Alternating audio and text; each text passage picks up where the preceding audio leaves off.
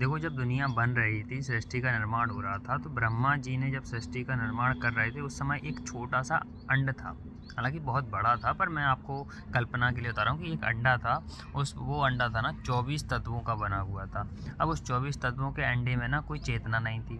जैसे जो अंडा, जैसे कोई भी जानवर जो अंडज होते हैं, वो अंडा देते हैं तो उसमें कोई जान नहीं होती है।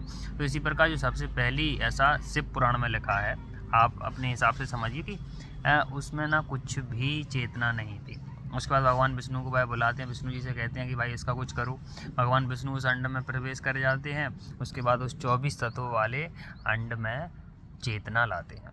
अब उस चेतना के बाद वह वहाँ से चले जाते हैं। उसके बाद जो भगवान ब्रह्मा जी थे ना, उनसे कहा गया कि भाई अब ठीक है, अब आप सृष्टि की रचना कीजिए। तो मुख्य बात ना अब है कि जब वह सृष्टि की रचना कर रहे थे, वह सृजन कर रहे थे, कुछ नया बना रहे थे, तो उनके मन में जो पहला ख्याल आया ना, वह था तमोगुण का। उनके मन में जो ख्याल आया ना कि ये सृष्टि होगी, उसमें पापपूर्ण अन्यायपूर्ण होगा, वह गलत सृष्टि होगी। अर्थात आप सोच सकते हो ना कि हम जो मनुष्य लोग हैं ना, कोई गलत बात नहीं है। जब भी हम कोई कार्य सोचते हैं ना, उसमें हमारे मन में भी किसी भी चीज़ की शुरुआत करने की सोचते हैं तो पहले गलत ख्याल आ जाता है। तो आपको घबराने की कोई बात नहीं है।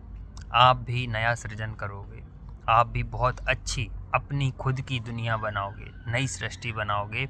आप स्वयं ब्रह्मा हो, आप भी भगवान शिव के भक्त हो। ये देखिए, ये साफ साफ इसमें लिखा हुआ कि महादेव जी की आज्ञा से, ये दिख रहा है ना आपको, महादेव जी की आज्ञा से ही मुझ में सृष्टि रचने की इच्छा उत्पन्न हुई।